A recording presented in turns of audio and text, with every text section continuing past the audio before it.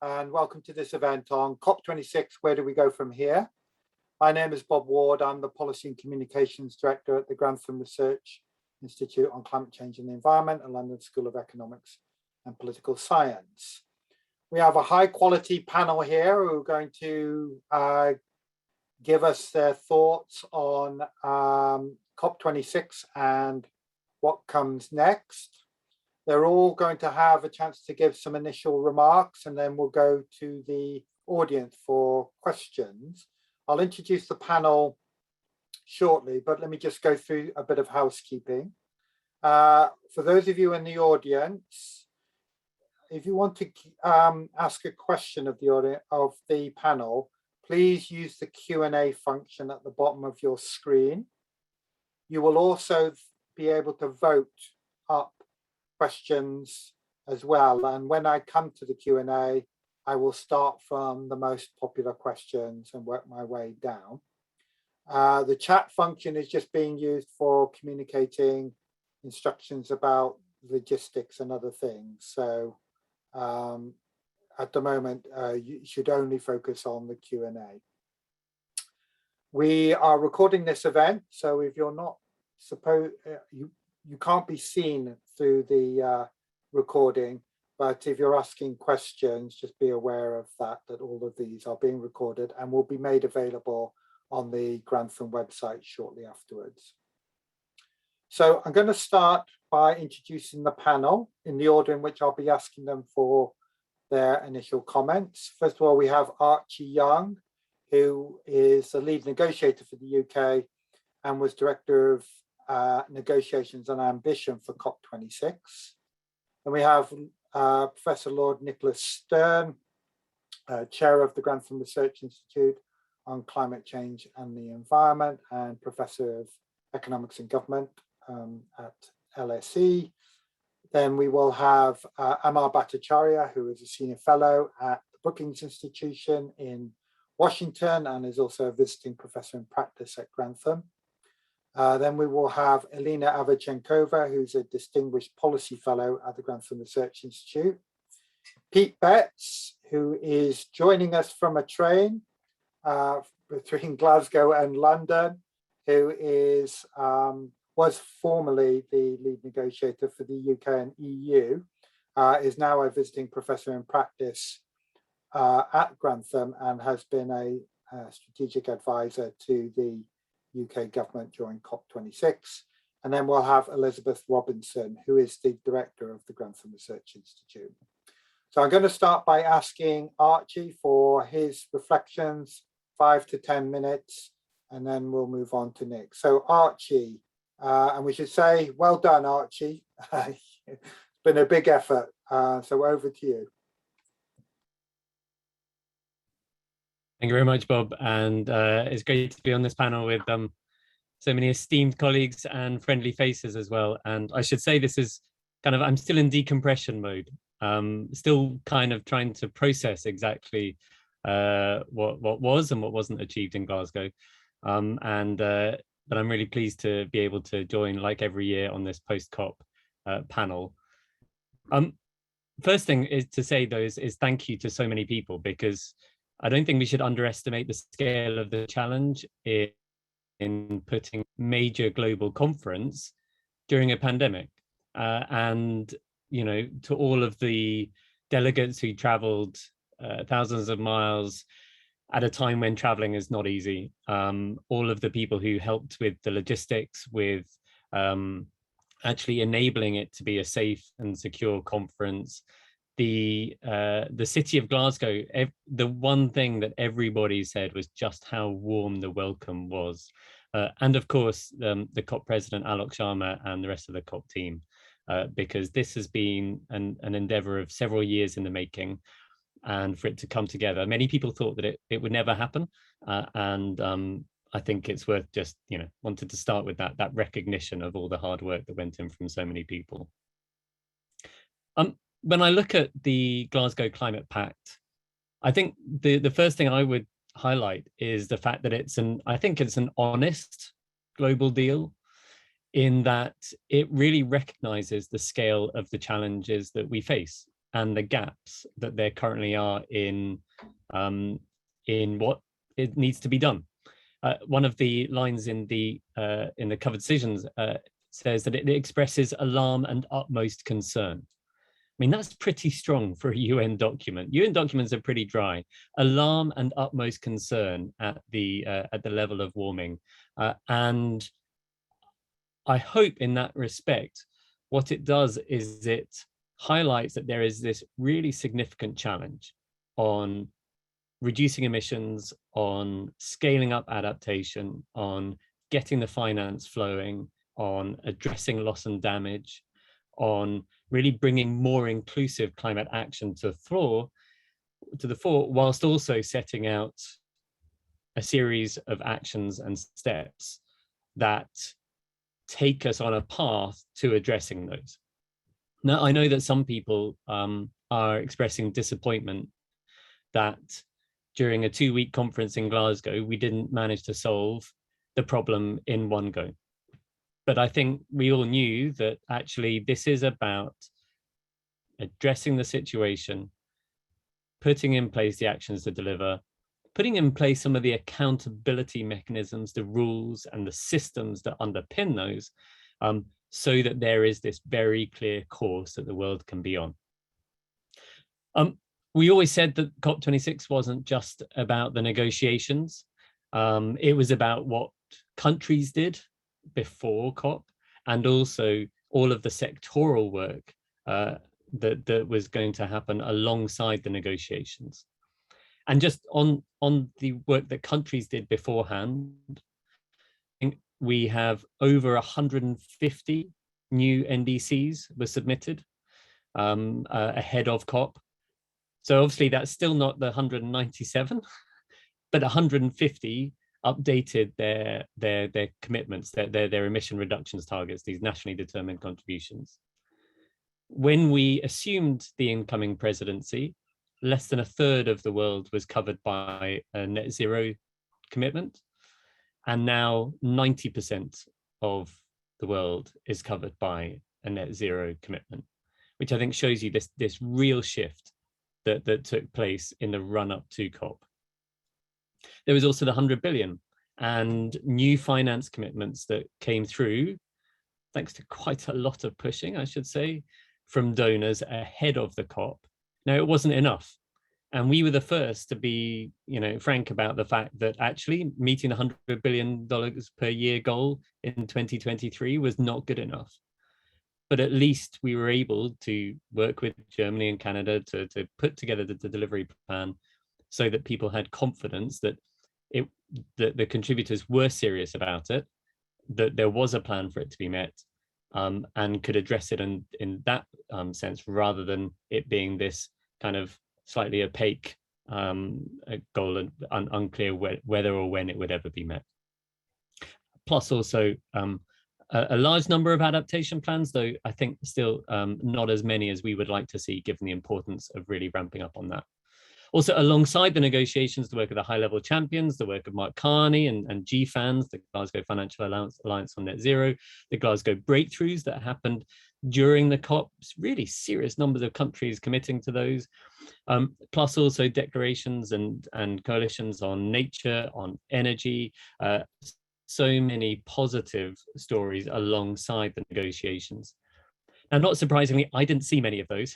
I spent most of my time in these quite cavernous negotiating rooms because of the social distancing. I don't know if you saw a couple of great photos on that were posted, which just the scale of some of these meeting rooms in order to be sitting a meter apart from each other, where we had what was said beforehand was an unprecedented scale of agenda, because we had 2 years worth of mandates because it had been postponed last year. And that, plus the scale of expectation, I think presented a really significant challenge. I think on those mandates, it's worth saying that pretty much every single one of them was concluded. And I'll talk through in a second some of what actually that meant in terms of what was achieved.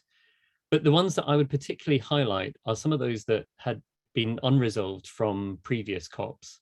In particular, the famous or infamous Article 6, the cooperation using carbon markets and non-market approaches in order to higher ambition, the detailed rules and reporting for the enhanced transparency framework, over 80 tables of detailed reporting on gases, on actions, on support, which really underpin the commitments that that countries are making, and common timeframes. This, bringing that consistency to the timeframes for NDCs. Those previous COPs had tried and failed to agree those because there were some really entrenched divergent positions. And I think the fact that we were able to finally draw a line under those, finally agree this is how these the new sustainable development mechanism will work, for example. This is how international cooperation will work. And these are the accounting standards that people will use. These are the detailed reporting tables that people will use so that we know what their emissions, what's happening with their emissions and their plans. I think that's, it doesn't get huge attention, but I think that's actually a really important achievement. Inevitably, and rightly, a lot of the focus is on the cover decisions, the Glasgow Climate Pact. And in that, I think there are a few things that I would highlight. Take them kind of broadly through the pillars of Paris agreement, if you like. So firstly, on mitigation. There, we saw a stronger commitment to acknowledgement of the and in order to keep. Sorry, Archie, you're breaking up. Could you just repeat your first point again on mitigation? Sorry. So sorry, is that better? Can you hear me now? Yes, thank you. Okay, apologies. So yeah, on mitigation, we saw a stronger commitment to limit global temperatures rises to 1.5 degrees. Parties agreed that they would revisit their 2030 emission reduction targets next year. And that was a key ask from the climate vulnerable countries, that we didn't want to wait. If we hadn't done that, those 2030 numbers would have been baked in and never revisited again. When actually we got people to say that they would look at them again next year and if necessary, strengthen them in line with temperature goals. Also a work program on 2030 ambition as well. And a number of other actions on that can, I think, really help to deliver the emissions reductions we want to see. On adaptation, we agreed the Glasgow Sharm el-Sheikh work program on the global goal on adaptation.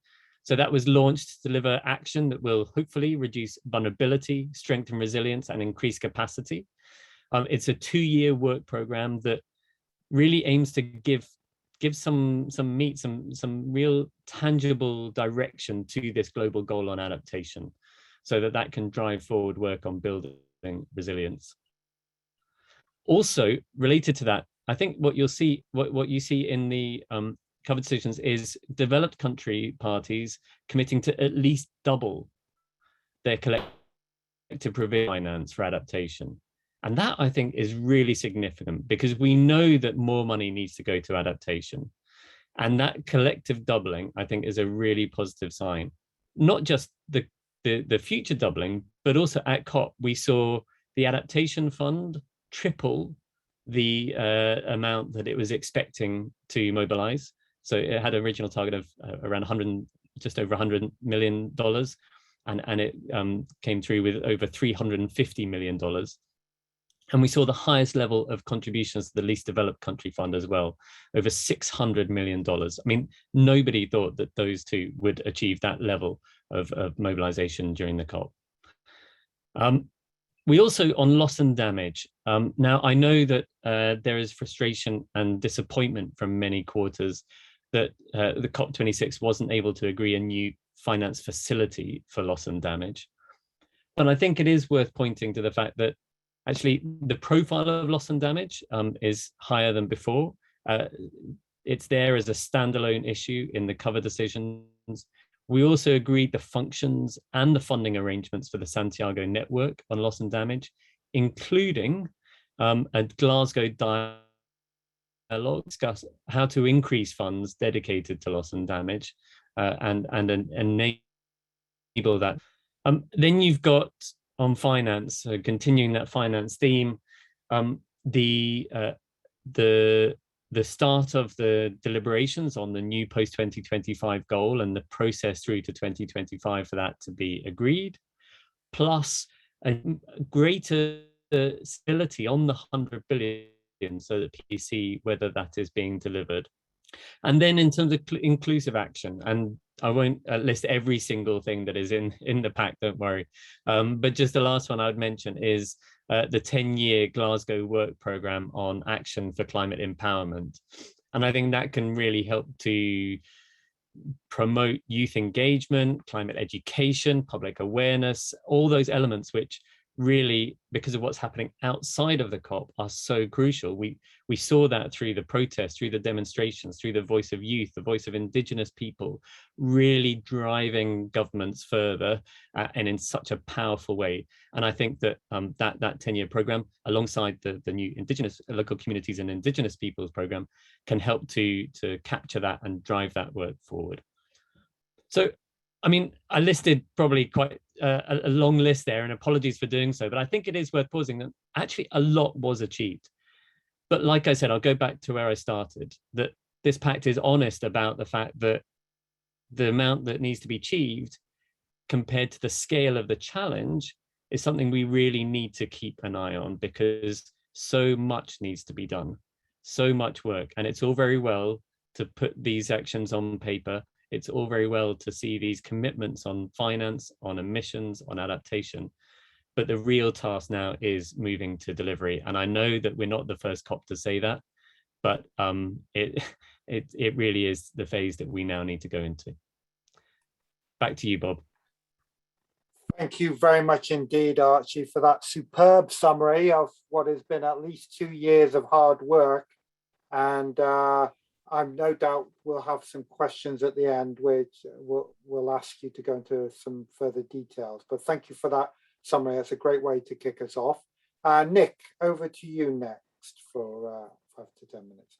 Thank you, Bob, and thank you for drawing us together in what I think is now a very important tradition, as Archie said, of gathering together afterwards and having a look at what happened.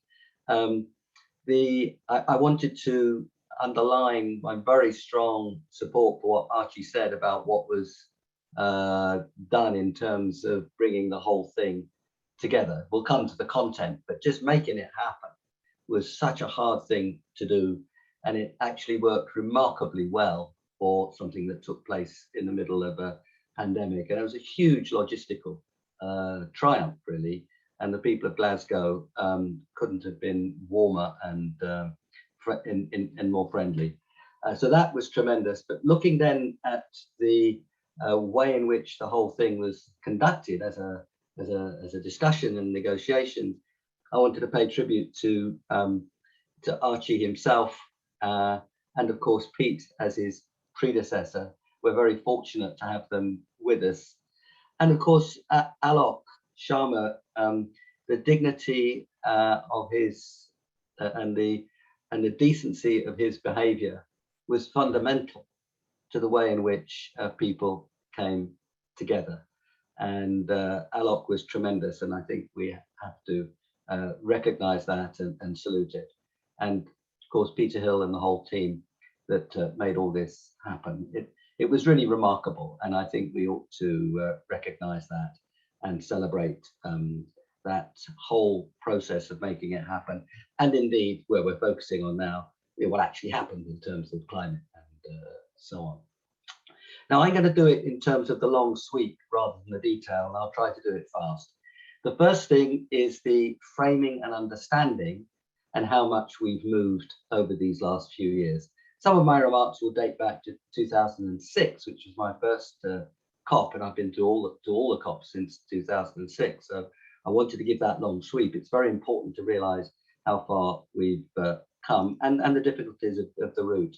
but I'll focus on the difference in the framing and understanding since Paris, actually, the last 5-6 years. First, the 1.5 and the net zero. Of course, 1.5 was indicated in Paris as efforts towards, but the Paris target was well below 2 degrees, efforts towards 1.5. I think it's pretty clear to everybody now that the target's 1.5, and that's as it should be. And that, I think, is a major step forward. And of course, the language of net zero. The concept was there in Paris about balancing of sinks and sources and so on.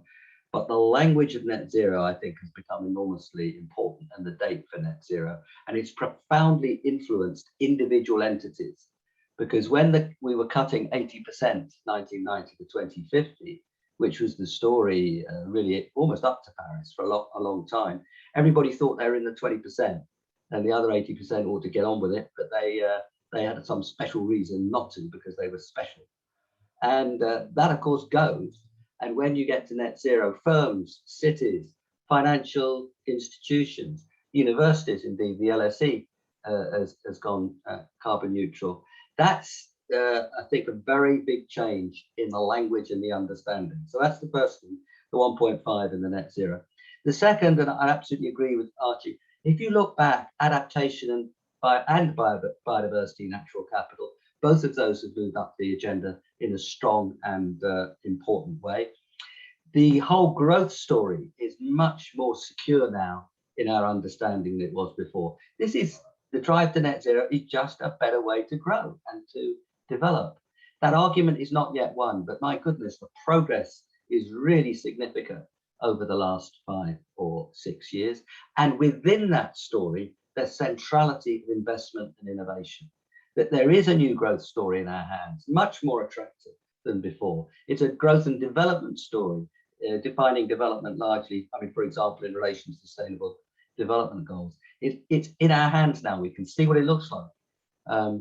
But we realize, I hope clearly, that it's going to need a lot of investment and innovation to get there. This doesn't come out of the ether. And that recognition of investment has changed the finance story. And that's very significantly in the Glasgow document, that the finance should be for the investment around the achievement of the Paris Agreement.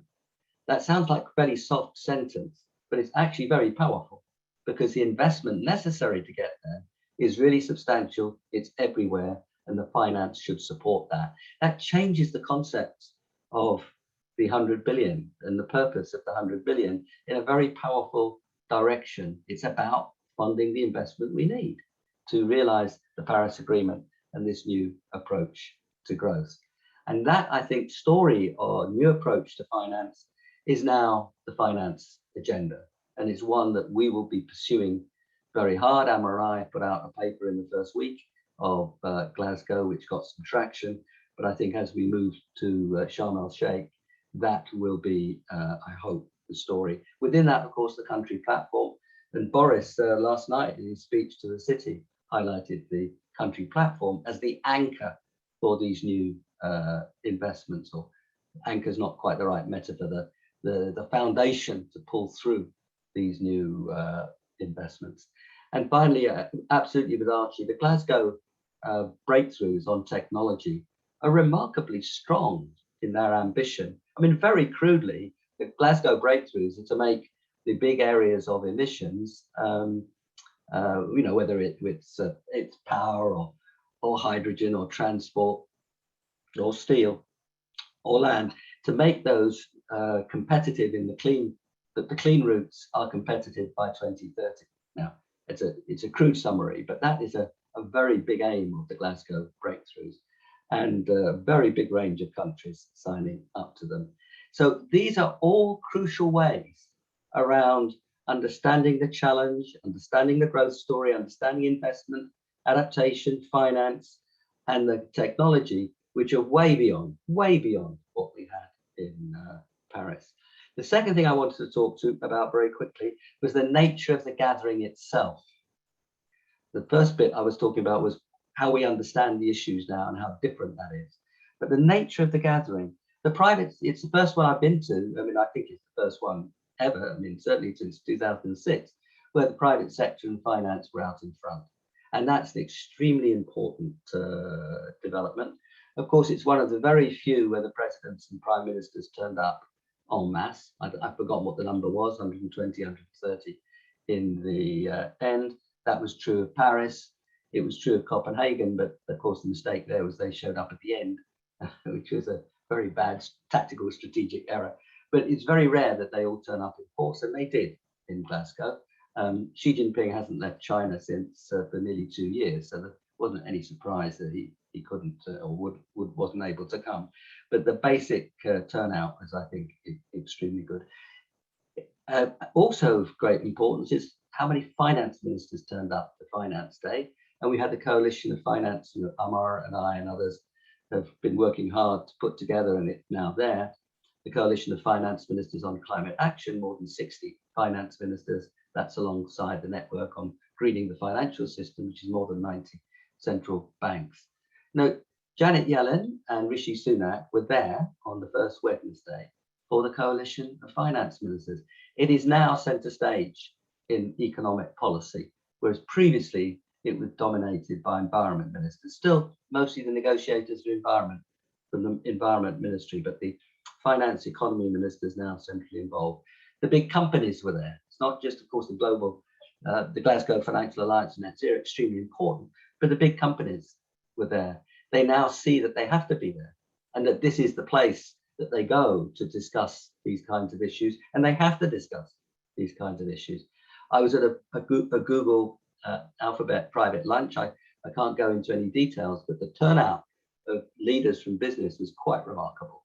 And they realized that they have to be there, that this has to be center stage. And also, let me emphasize Youngo, YOUNGO, where they very strong, well-informed, active leadership, and they had more than 200 people there, and they're always very clever. They had 100 passes, and they kept them moving around, but they were there in strength. I underline that because some people tell us the young people were not there. They were there, and they were pretty lively, absolutely outstanding, just like our LLT students. They're really tremendous on this this issue. So the nature of the gathering, in all the ways I've tried to describe, you know, at the coalition of finance ministers, the head of the IMF, Kristalina Georgieva, the head of the World Bank, David Malpass, were there.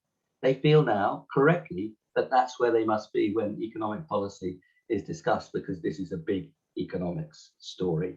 So that's the nature of the gathering. And Glasgow was very unusual in, if you put all those things together that I just described. Actually, it was unique if you put all those things together that I described. The outcomes, well, others will focus in detail on that. But crudely speaking, the way I try to put it, and interestingly, the Prime Minister picked it up at his press conference on Sunday, before Paris, we were looking in, be headed for 4 degrees, after Paris for 3 degrees, after Glasgow for 2 degrees. That's if people really do step up and do what they said they'd do. And of course, now the big challenge is 2 to 1.5. But a few years ago, if we'd have got to 2 degrees, people would have been pleased. Now we realize that we're wrong to be pleased with 2 degrees. 1.5 is the target, but we have to realize how far we've come. I think the US-China get-together was good, was very significant. There's the methane stories and so on. Lots more in the outcomes. I mean, Archie has gone through those very well, so I shouldn't spend too much time on that. But I think the advance on the outcomes is of real importance. Now, when I point out, as others do, the very positive steps, people think that you're ridiculously optimistic. I actually, in everything I've said there, I was factual, just describing what had actually happened.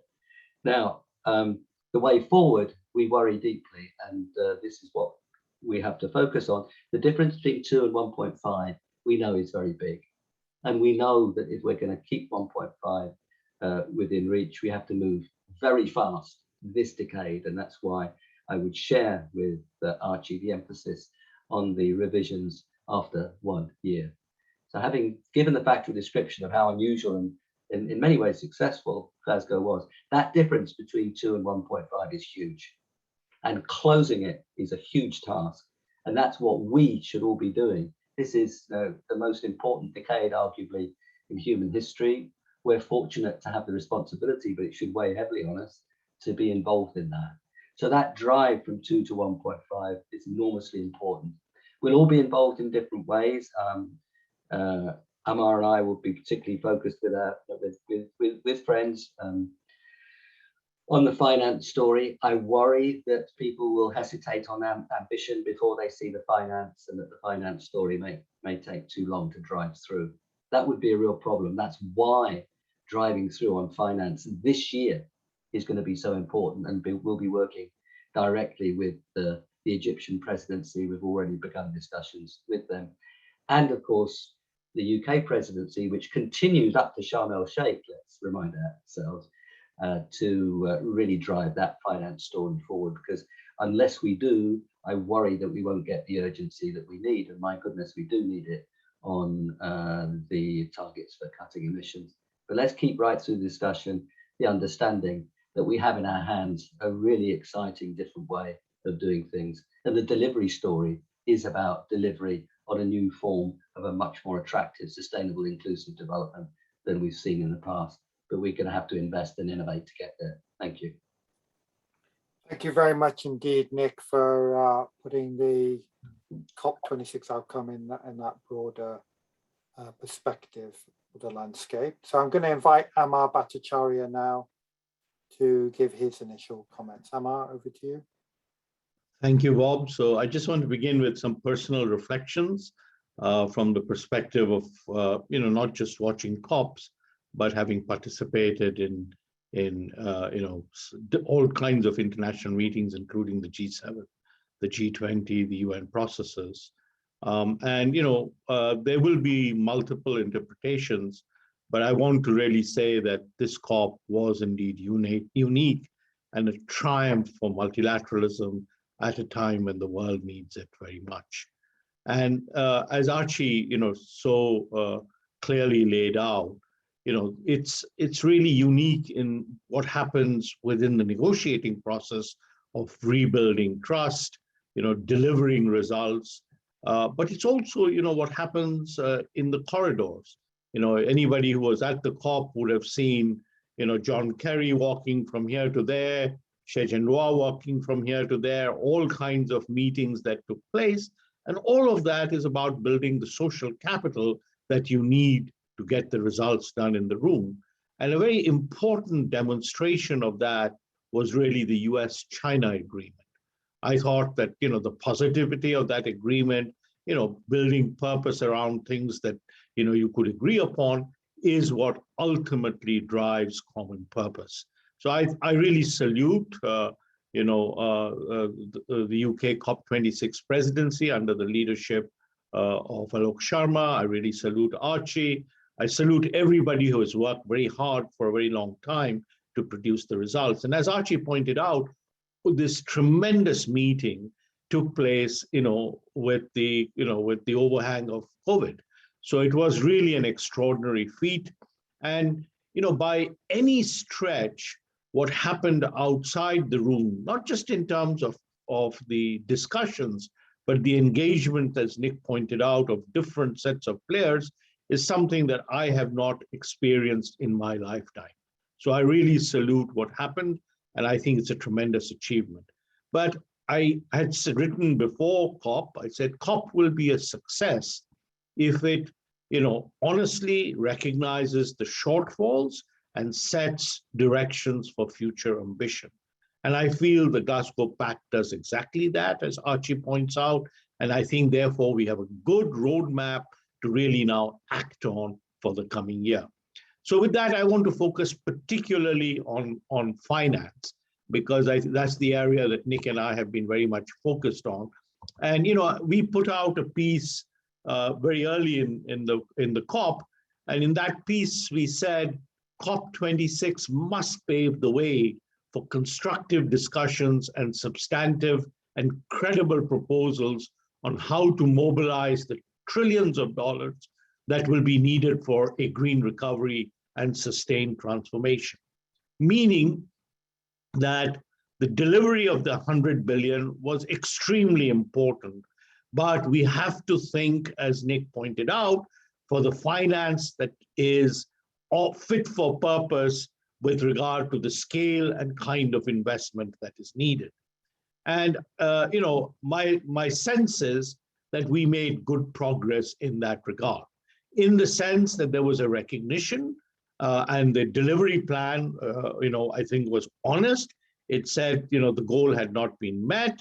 It kind of garnered enough support to say definitively that, the 100 billion could be met in 2022, if not in 2023, but it recognized that we would need to go well beyond the 100 billion. And I think that idea that we need to go well beyond the 100 billion is laid out very clearly in paragraph 43 of the Pact. And that's what we now have to focus on. So there was an agreement to set up a process, and the process goes from 2022 to 2024 to come up with a new quantifiable goal that can, in some sense, raise the ambition on climate finance.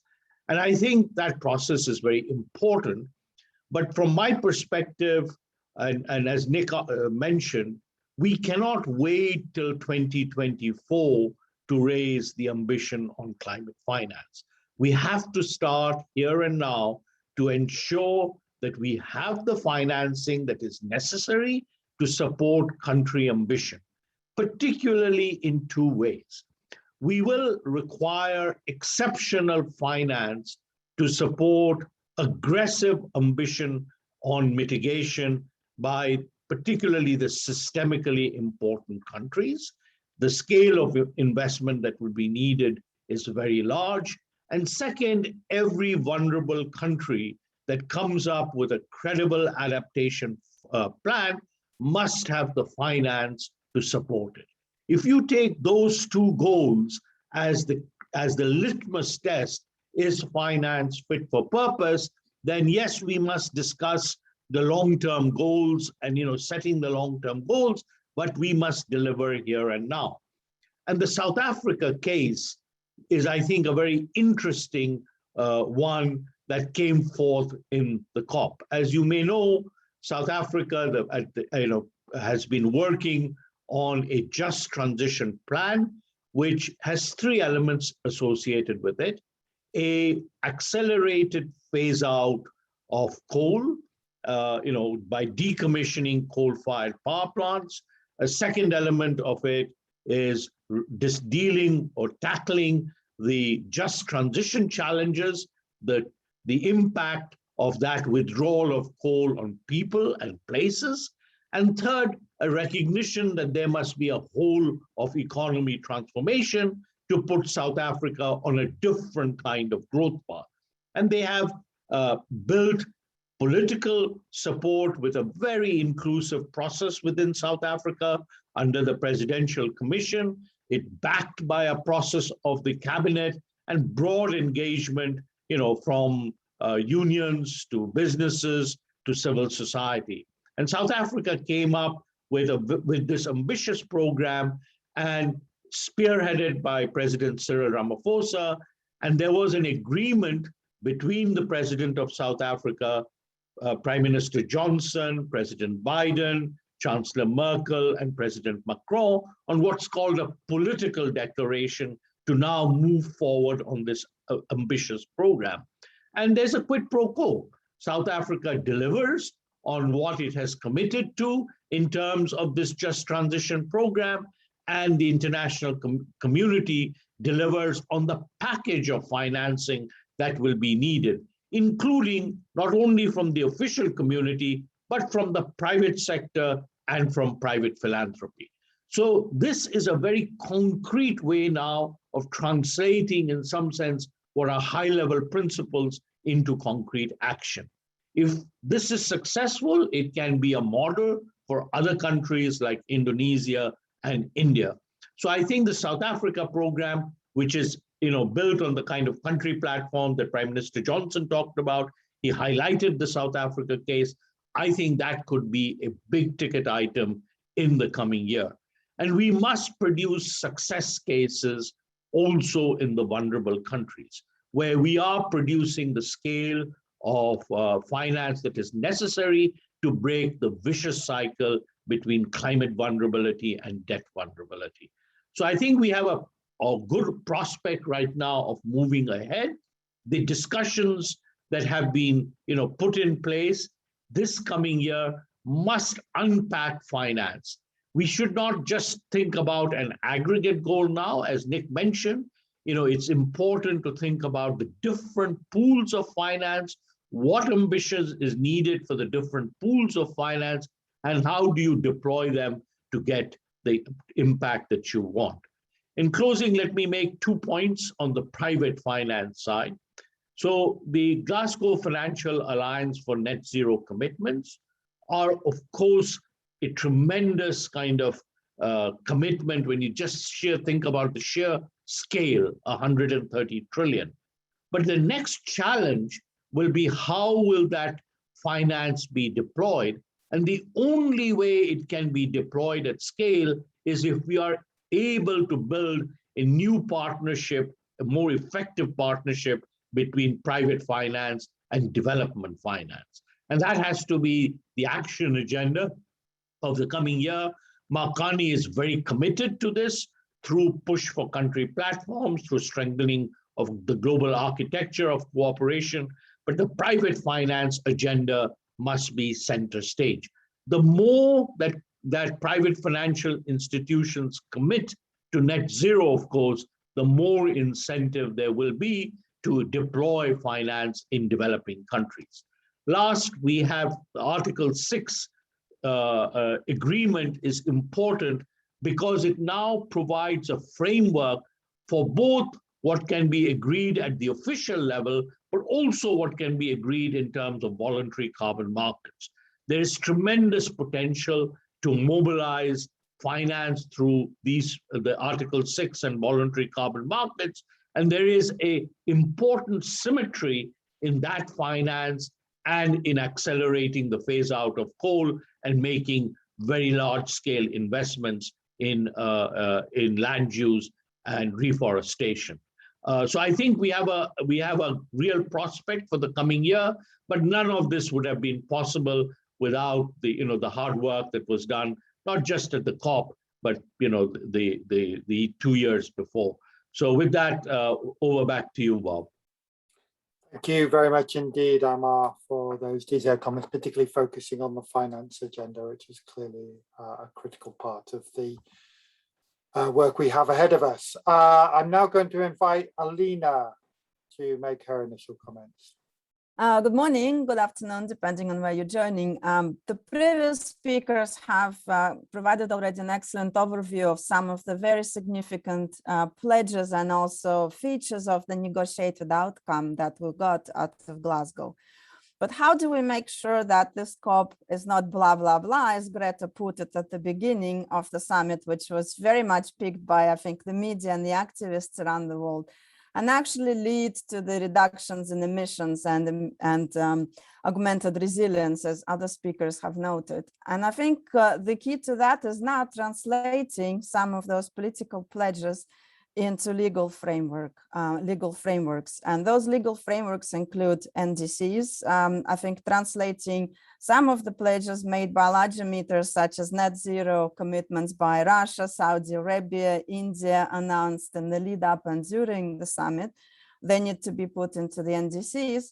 And most importantly, translated into the nationally legally binding frameworks, such as climate laws and climate policies. And that was not directly on the agenda at Glasgow for the official summit program, but it was very much part of the discussions on the sidelines in the side events and also in the parallel events on climate governance. There was a summit of parliamentarians held by Interparliamentary Union on Sunday between the 2 weeks, which saw actually parliaments from all over the world come together and share their experience in designing climate laws, which introduce net zero targets, but also in building political consensus where those laws are not in place yet.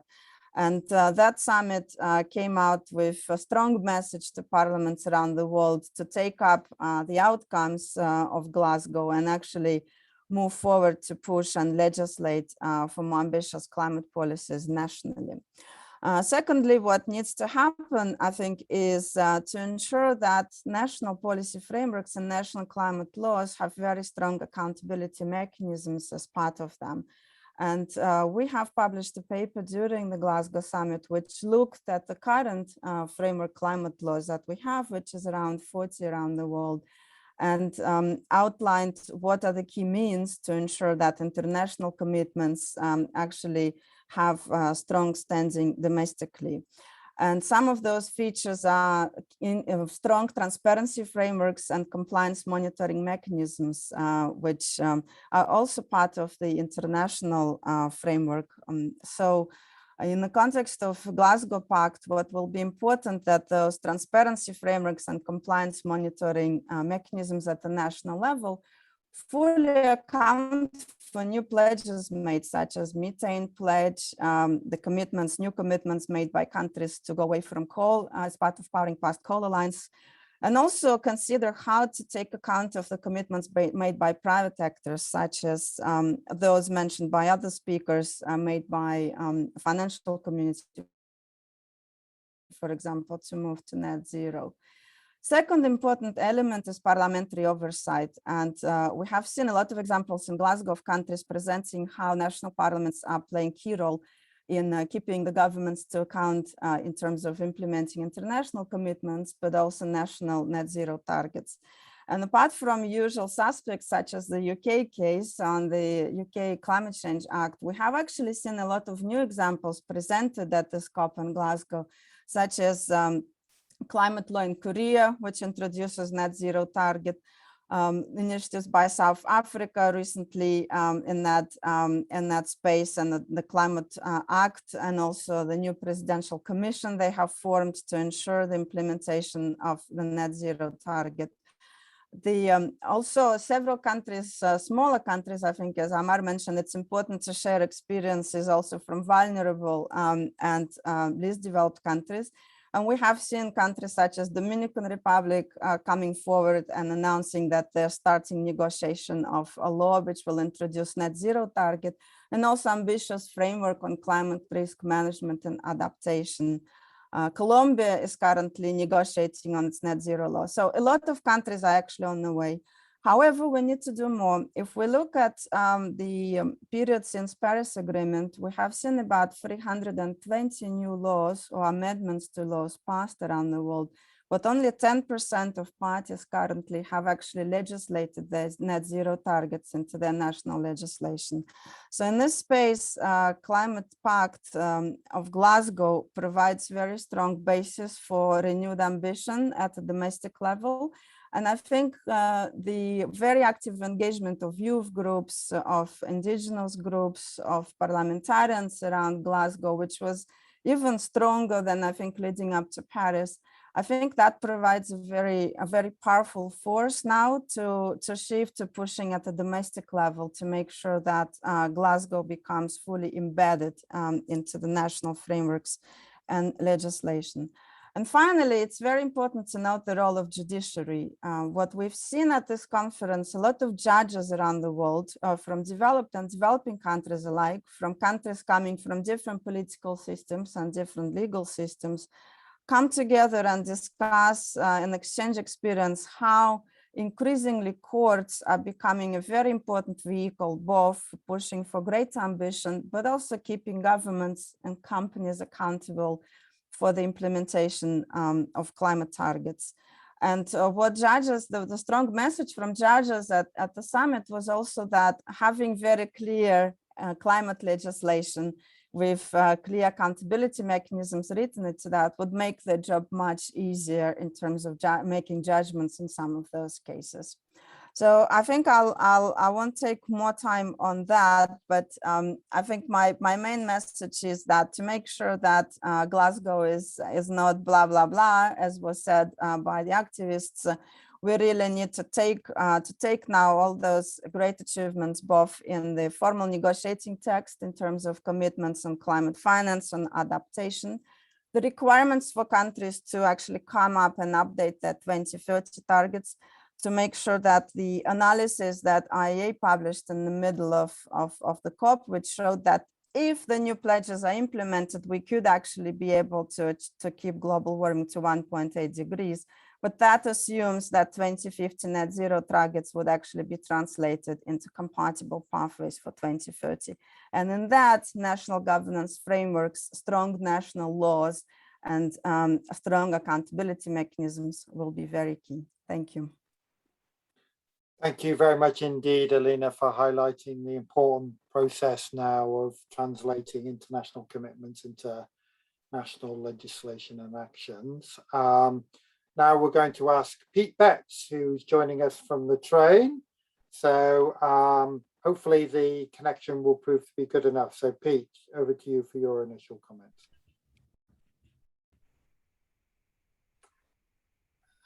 Bang on cue, he's frozen. My internet connection is quite. Pete, do you want to turn your camera off and just speak verbally? We're now approaching Preston. When leaving us here, make sure you have all your luggage and belongings with you. And be a bore, so I'll say what I've got to say. But if it's not coming through, just cut me off. Okay, I'll be really brief. The first thing I would say is I would just endorse, congratulations to the UK for staging such an successful event in such trying circumstances. And secondly, a particular congratulations to Archie and his team on the negotiated outcome in particular, which was at the very top end of what was doable. I mean, I think that is it's a really skillfully drafted decisions, and many congratulations. The thing I wanted to ambition raising next year. How do we build the conditions for more ambition next year, particularly from those who didn't set NDCs consistent with temperature goals? And I think there was remarkably little conversation on this by the media and civil society around Glasgow. We had a set of commitments, particularly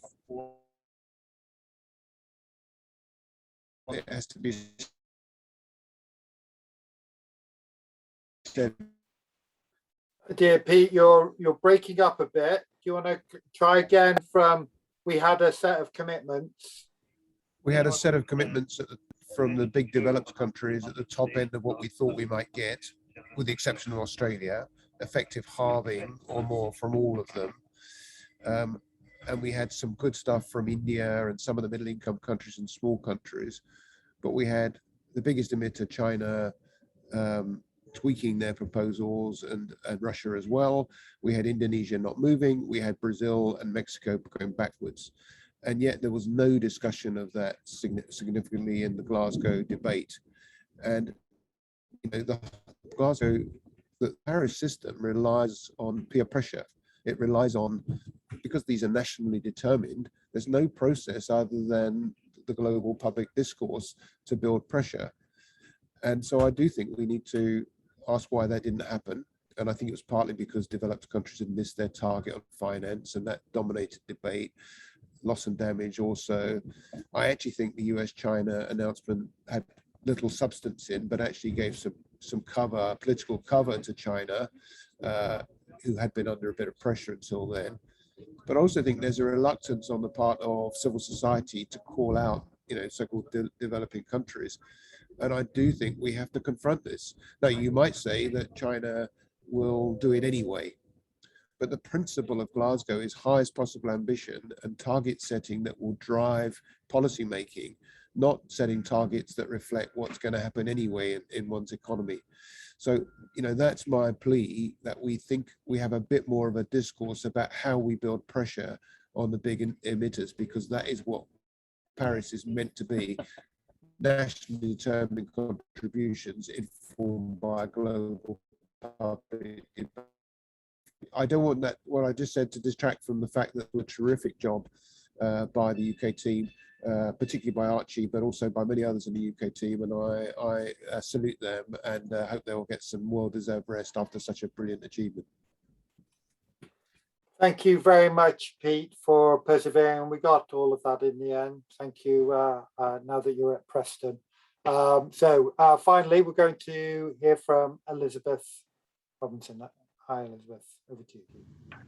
Thanks, Bob. Yeah, so I think we've heard a lot of discussion. So I thought I'd talk about some sort of specific elements. I do agree it was a successful COP because, you know, there's a limit to what we can expect from it. And I just want to sort of give my perspective sort of from listening into the low and middle income country sort of context and discussions. And I think one of my first observations was the tremendous amount of frustration you could hear in the voices of low and middle income country representatives, for example, in the plenaries, the sense of urgency from the countries which are really going to be most harmed and really have had the least responsibility for climate change. And I'll just touch on 3 issues that are quite strongly related. We've heard a little bit about them. One is forests, one is Article 6, and one is indigenous and local populations, and they're actually quite linked. And so I think in week 1, there was quite a lot of positivity with the Glasgow Leaders Declaration on Forests and Land Use, which brought together, I think it was 137 countries. And there was a collective agreement to end forest loss and degradation by 2030. $19 billion was committed to this.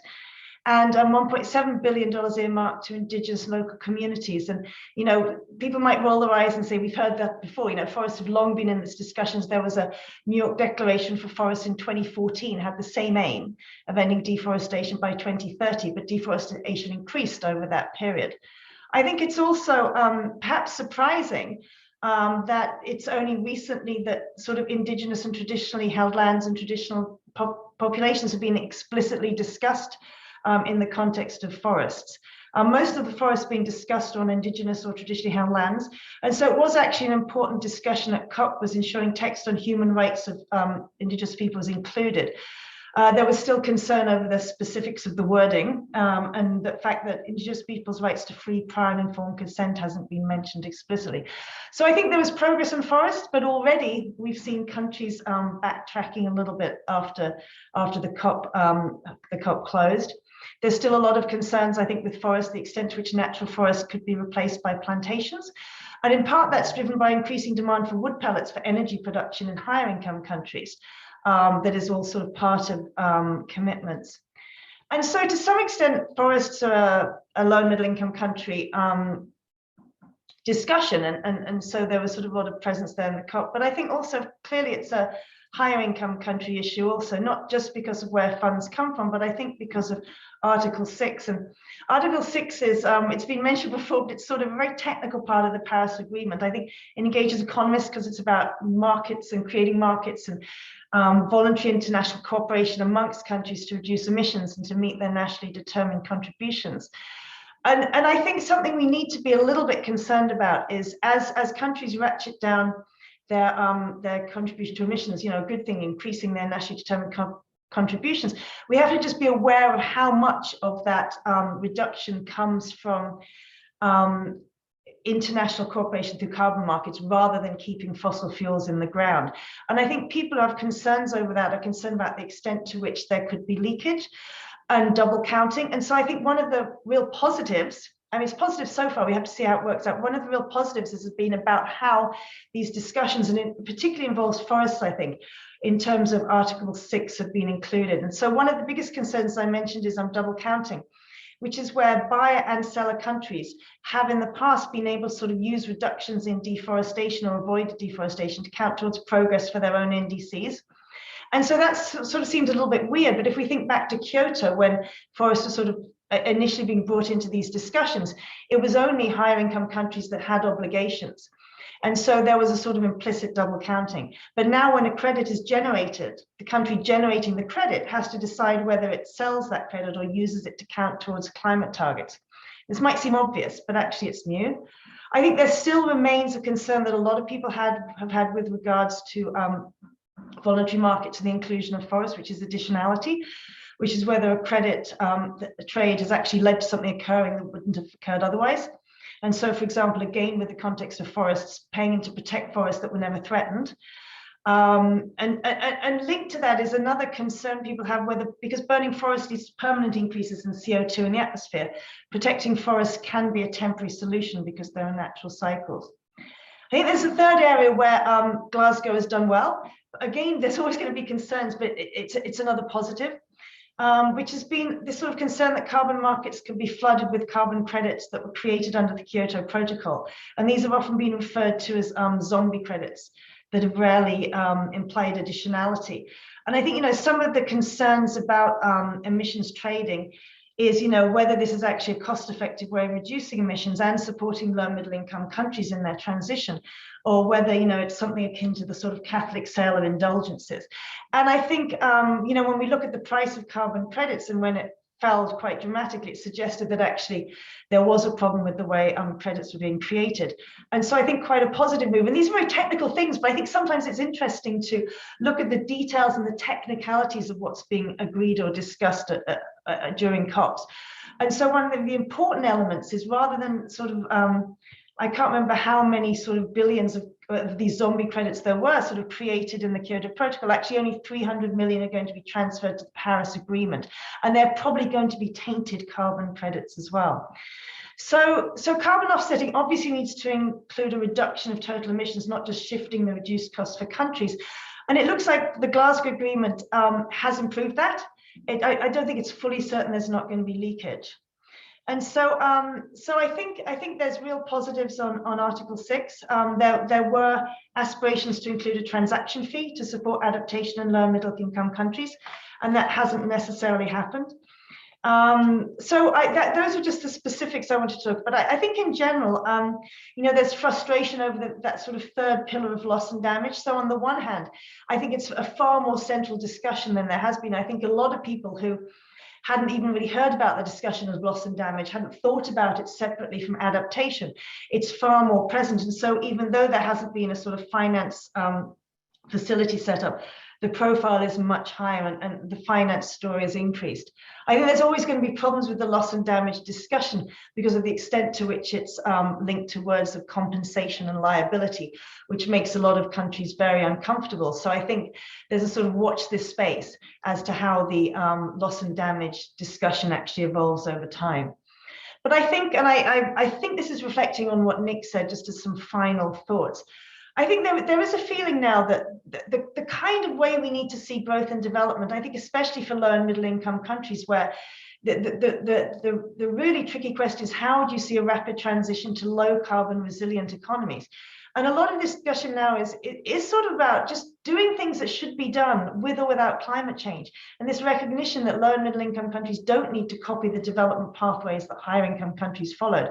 And so a lot of what's being discussed about reducing pollution, some of these really exciting technological solutions, a non-fossil growth pathway, just makes sense. Like I say, with or without climate change. Climate change just dramatically changes the imperative and the sense of urgency. But I think because of that, one can be sort of excited that this should be a very positive move for low and middle income countries.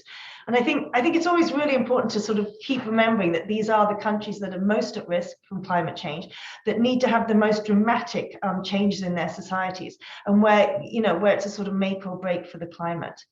So thank you, Bob. Thank you very much, Elizabeth, for drawing out some of the key issues that were discussed as part of the COP. Obviously, loss and damage and Article 6 were some of the most contentious issues to be addressed. So we have just over 20 minutes for Q&A. A reminder to the audience, if you want to ask a question, please use the Q&A function. You'll be asked for your name. If you want to give any affiliation, that would be good. Or if you want to address it to a particular member of the panel, please indicate. You can also vote for your top question. So we're going to go straight in. We have a question from Rishi Madlani. And this is a question perhaps we can ask Archie to address first. COP26 marks the start of the UK presidency of COP. What does a successful year as COP president look like for the UK and Alok Sharma? So, Archie. Thank you. Thanks, Rishi. That's a really pertinent question. It's something that we are discussing right now. We obviously had a series of potential plans that we were working on ahead of COP, but we always knew that our plans for the presidency year would fundamentally be determined by what happened in Glasgow. A few things that are a given, particularly given that actually we've put in place work programs that now need to be delivered, need to be followed through on. So absolutely that needs to be central to our work. But also we are looking more broadly and seeing how we can maintain the momentum, also how we can build on some of the positives, but also address some of the areas where rightly people have, highlighted that more needs to be done. And so how we can use our presidency year to do that. The sense I get is that we have a very strong mandate from the very top of government for an active and ambitious presidency year. So that I think is a strong positive. Equally, we will need to be respectful of the incoming Egyptian COP27 presidency. And the way that our process works with, you have the presidency after, during and after your COP, but then Egypt will we need to give them the space to develop the negotiations package for COP27 that they will need to do. And Chile were fantastic partners. Over the last 2 years, they stuck to it for the longest presidency in history, and they were really the collaboration with them, we couldn't have asked for more. And I hope that we can be the same to our Egyptian partners as well, really supporting them and giving them the best foundation for them to fight for the strong African priorities that they've said that they want to achieve at COP27. Thanks. Thank you, Archie. Does anybody else want to chip in on this question? No? Okay, good. Well, we'll move on to the next question. This one may be for Nick and perhaps Pete as well. So looking ahead, given the COP26 presidency, how best is it for, this is, sorry, from Chris Langdon, given the COP26 presidency, how best would it be to engage China given COP15 in China, the US-China agreement, and China's tough climate diplomacy at COP26? So I don't know, Nick, whether you want to give some initial thoughts. Yeah, thank you very much, Chris. Well, with China, ballpark 30% of emissions, clearly what China does is hugely important. And it relates a little bit to what Pete said about pressure. I think I prefer to think about collaboration and support as well as pressure. And sometimes collaboration and support, you need to emphasize a lot more than the pressure. On the pressure side, I think I'm with Alina. Pressure from within through politics, through law, can be very powerful. Pressure from without, well, it varies. I do think there are moments when the peer pressure, if you like, standards of behavior, getting together to do things is valuable. And that's why the COPs, one of the reasons the COPs are important, because you get together and you share the common problem and you push each other along. But I think collaboration and support are particularly important in relation to China. And China would be very, excuse me, this is a Glasgow cold. It's not anything more dramatic. With China, collaboration academically is very important, and that's something we do at the LSE with the Global Alliances of Universities on Climate, which we co-chair with Tsinghua University in China. And we work together with our Chinese friends on what's possible in China. We look at the policies, we look at, they largely do the physical modeling about when they can peak and what's involved in different sectors. So I think, excuse me, that collaboration story is really important. And my own view, after sitting with our academic colleagues in key Chinese universities and looking at the language that China used in the China-US agreement, excuse me, that China peaking by 2025, 2026 is perfectly possible. I'm not sure that China will say that too much in advance, because China is very careful about saying it's going to do something unless it's completely convinced it can. But I think that discussion is moving. Excuse me. The support side, I think, is more important in South Africa, Indonesia, and India, where support through climate finance is critical.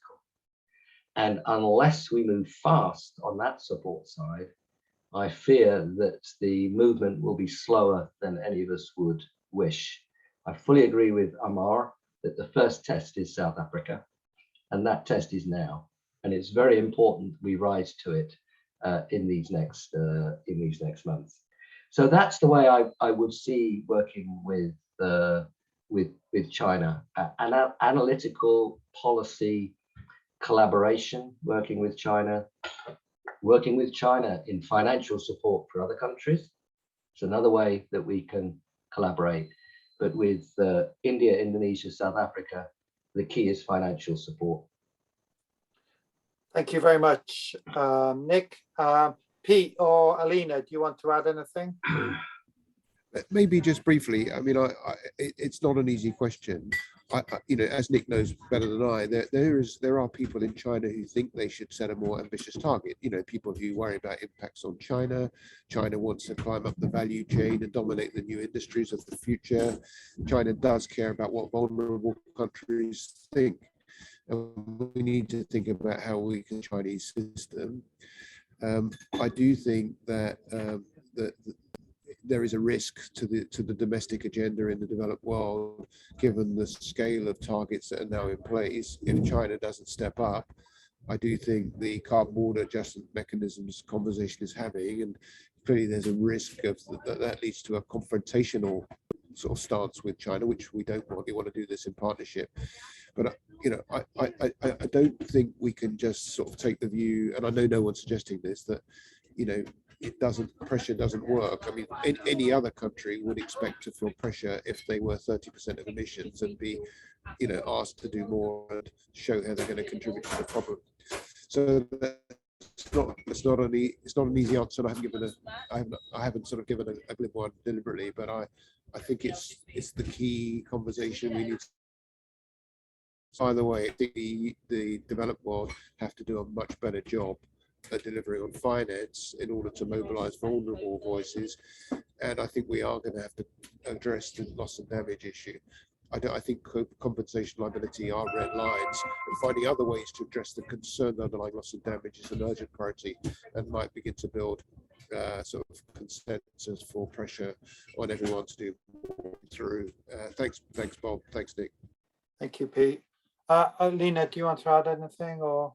Well, I fully agree with what was said, and maybe just one additional aspect, not just to China specifically, but overall, I think we need to do collectively a better job about sharing and enabling sharing of experiences happening on the ground, positive experiences, but also negative ones, what hasn't worked and why, and how to overcome challenges, because I think that learning from countries which might be similar to yourselves, or countries that that might be strategic partners, I think that can't be underestimated, and we can see that time and time again when we have those discussions about, you know, laws or domestic policies, overcoming opposition from fossil fuel lobby and so on.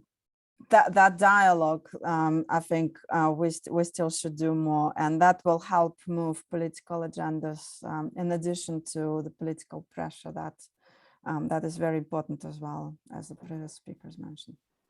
Thank you very much, Alina. So I'm going to move on to the next question. This is come from Mark John, who is the economics editor at Reuters. Perhaps I can put it to Amar first. The next decade will entail huge global investments in decarbonisation, even if those investments need not be considered a cost. Does this mean that governments should get used to the idea that global public debt must remain around its current record levels for some years to come? Amar, do you want to have a first crack at this? The short answer is yes. because in some sense, that investment is the best way for actually assuring long-term debt sustainability. If you invest and it's quality investment, it's growing out of debt rather than in some sense staying in a low path, especially when you think about the legacy of the COVID. So that's the general proposition, and I agree very much with the point. Second, with emerging markets and particularly some low-income countries, we have to recognize that two challenges. One is there are a subset of countries, not a large number of countries, relatively small countries, who have unsustainable debt. And it's important to recognize that and address it, because without that, we are going to keep them trapped in high debt vulnerability and high climate vulnerability. So tackling that, I think, is important. Second, there are a larger number of countries where the issue is not debt, but the cost of servicing the debt is very high, and that can interact again with climate ambition, climate vulnerability. And so it's important to replace high cost debt or higher cost debt with better structured and lower cost debt. And the third is that there will be need for very large amounts of finance. As we discussed, private finance can play a very important role, but cost of capital will be very important. So bringing down the cost of capital to finance the scale of investment in deep decarbonization will be a win-win outcome. And the final point I would make in all of this is that there are going to be tremendous opportunities to invest in the South, and if we did it successfully, it's a big win for savers in the North, because they can earn a much higher return than if they were just investing in their own economies. Thank you, Amar. Nick, do you want to add anything? I agree with Amar. Very good. Okay, excellent. Okay, we're going to move on to the next question, and I'm going to just this perhaps to Elizabeth and to Archie. So Susanna Brecknell, who is editor of Civil Service World, asks, you mentioned the cavernous rooms. Did the requirements of social distancing impact the process experience and negotiation? So I thought I might just ask Elizabeth initially. She did join one of the developing countries in the very briefly in negotiation. Yeah, I wasn't the part of the negotiation, so I would just say it's not really for me to say. I did attend, sort of observing some, but I have nothing to compare. I haven't attended before. Could I just add on to the last point about debt relief that Amar said? I think we have seen in the past an example of this, which is the sort of HIPC countries, the highly indebted poor countries. And I think one can see successfully, examples of where you see debt relief, and that can be linked to, countries investing in appropriate areas that are relevant to climate change mitigation. So I just wanted to just add that, but I don't really have anything to say for negotiations. I think it's more interesting to hear from Archie there. Thank you very much, Archie. Thanks, and thanks, Susanna, for the question. It was different, obviously. What it did bring, some of the restrictions meant it did bring challenges in terms of the numbers of people allowed in each room because of the distancing, which did mean that then we had issues, particularly early on as people got used to it. I chaired several meetings where I had, I don't know how many people in one room, but I also had a link to another 50, 100 people in another room joined virtually, which worked, but there were times when it didn't work so well, and there were, it got some getting used to. I think because so many of the negotiations, you're already dealing with large numbers of people, and people are speaking on microphones, and actually often therefore you are seeing people on a screen as well as seeing them talk.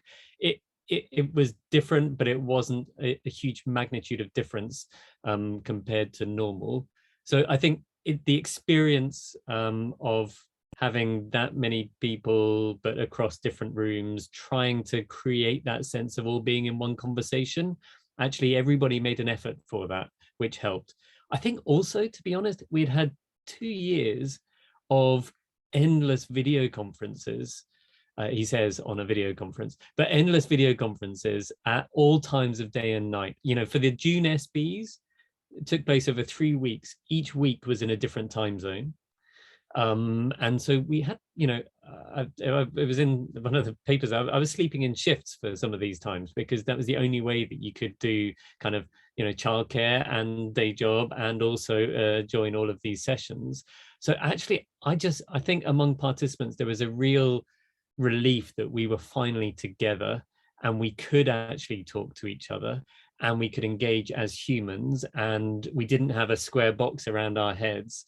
And actually, so yes, we were slightly further apart, and yes, these rooms were big, but still we could grab a coffee, and still we could actually, you know, engage as humans trying to tackle this fundamentally human issue. Thank you very much indeed for that insight, Archie. Anybody else want to offer you on that point? Okay, we'll move on. Perhaps we've got time for one more question. Edmund Rees-Jones, and perhaps Archie, you could start with this one as well. Looking ahead, what would be your advice to the hosts of COP27 and COP28? Do we know who the hosts are of COP28? So the UAE will be hosting COP28. So we have Egypt and then the UAE. And actually, I think the first piece of advice I would have given would have been plan early. So it's fantastic that the UAE do have that lead in time. I think both of them will approach this very much in their own way. And I think each COP does need to be specific to the time in the process. So COP26 was particular because of the 5-year ratchet coming forward, and because of COVID.